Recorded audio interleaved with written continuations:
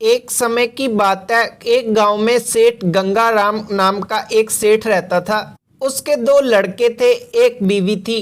एक छोटा सा परिवार था, बहुत ही खुश रह रहे थे। लेकिन पहले सेठ गंगाराम बहुत ही गरीब था।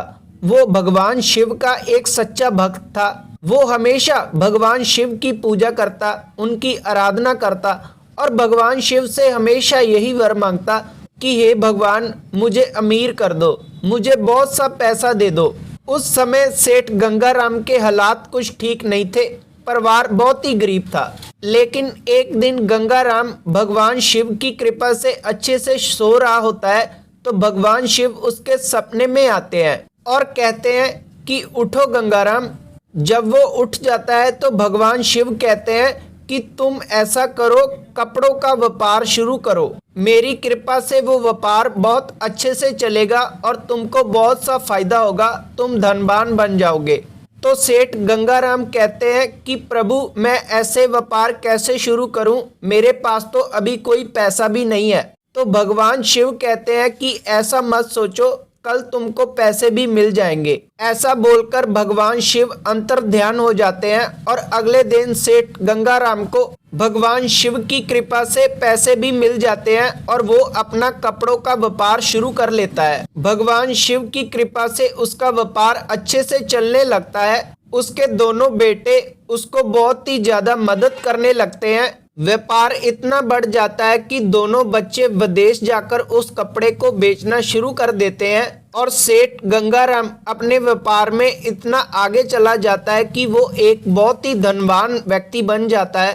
काम और व्यापार इतना बढ़ जाता है कि सेठ गंगाराम के पास 1 मिनट का समय भी नहीं बचता और सेठ गंगाराम धीरे धीरे पैसे में इतना चला जाता है कि भगवान शिव की पूजा करना भी बंद कर देता है और पैसों का लालच उसको अंधा कर देता है। इसीलिए वो हमेशा पैसे के बारे में ही सोचता रहता है। एक दिन सेठ गंगाराम की पत्नी उसको कहती है कि क्यों ना हम घर पर भगवान शिव की पूजा रख ले। तो वो कहता है कि ऐसे कुछ नहीं होता, ये सब फजूल खर्चे हैं, तुमको ऐसा नहीं करना चाहिए। ऐसा बोलकर सेठ वहां से चला जाता है। फिर अगले दिन उसकी पत्नी बोलती है कि आपने पहले भगवान शिव से कहा था कि अगर मेरा व्यापार अच्छे से चलेगा तो मैं मंदिर में एक सोने का त्रिशूल लगाऊंगा। तो सेठ गंगाराम बोलता है कि ऐसे कुछ नहीं होता, मैंने ये कभी नहीं बोला। अगर हम वही पैसे अपने व्यापार में लगाएंगे तो वो पैसे 2 गुना हो जाएंगे। तो उसकी पत्नी कहती है कि आप ये मत भूलो कि आज हमारे पास जो भी है भगवान शिव की ही कृपा है। ऐसा बोल के वो भगवान शिव के मंदिर में चली जाती है जो उनके घर में ही बना होता है और वहां पर जाकर कहती है कि हे भगवान, मेरे पति को माफ कर देना, मैं जैसे तैसे आपका त्रिशूल चढ़ाऊंगी जो मेरे पति ने बोला है।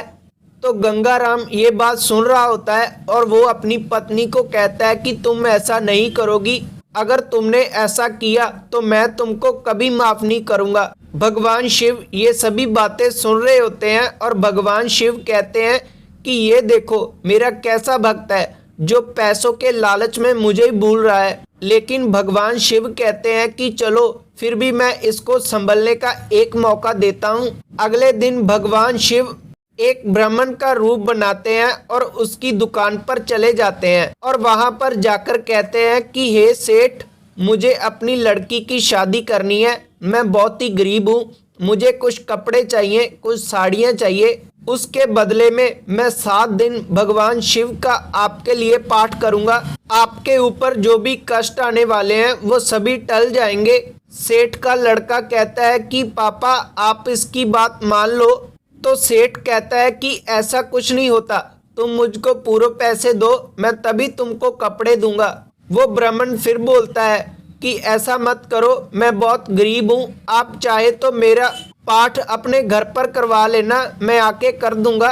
लेकिन वो सेठ बात नहीं मानता और उसे वहां से जाने के लिए कहता है और वो ब्राह्मण जाते हुए कहता है कि भगवान शिव ने तुमको एक मौका दिया था लेकिन तुमने वो नहीं संभाला।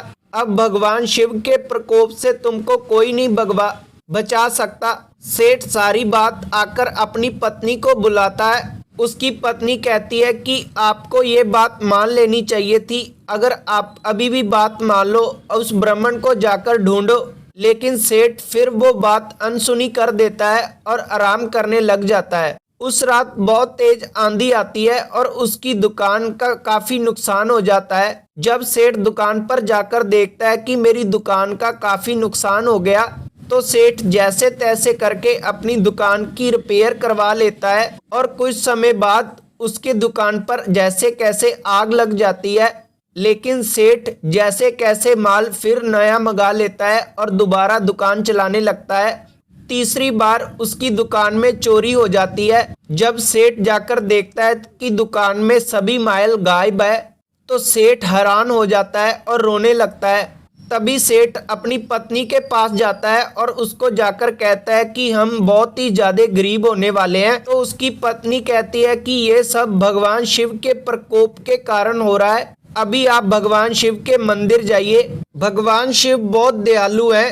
तभी सेठ और उनके दोनों लड़के और उनकी पत्नी भगवान शिव के मंदिर जाते हैं और उनके चरणों में गिर जाते हैं और माफी मांगने लगते हैं। तभी भगवान शिव वहां साक्षात दर्शन देते हैं और भगवान शिव कहते हैं कि तुमको पैसे का इतना लालच हो गया था कि तुम भगवान शिव यानी मुझे ही भूल गए थे। अब तुमको अपनी गलती का एहसास हो गया है, तो तुम फिर अपना व्यापार शुरू कर सकते हो और तुम्हारा व्यापार फिर अच्छे से चलने लगेगा। तभी सेठ बोलता है कि मुझको व्यापार नहीं चाहिए, मुझको आपकी भक्ति चाहिए। भगवान शिव तथास्तु कहकर वहां से अंतर्ध्यान हो जाते हैं और सेठ अपने कपड़ों का व्यापार अपने बच्चों को संभालने के लिए कहता है और अपनी पत्नी के साथ भगवान शिव की भक्ति में लीन हो जाता है। ये थी आज की वीडियो। अगर आपको वीडियो अच्छी लगी तो वीडियो को लाइक करना और कमेंटों में हर हर महादेव जरूर लिखना और आपका अपना चैनल जरूर सब्सक्राइब करना और बेल नोटिफिकेशन जरूर ऑन करना जी, क्योंकि ऐसे ही भगवान शिव की कहानियां हमारे चैनल पर आती रहती हैं और वो आपको सबसे पहले मिल जाएगी। तब तक के लिए धन्यवाद।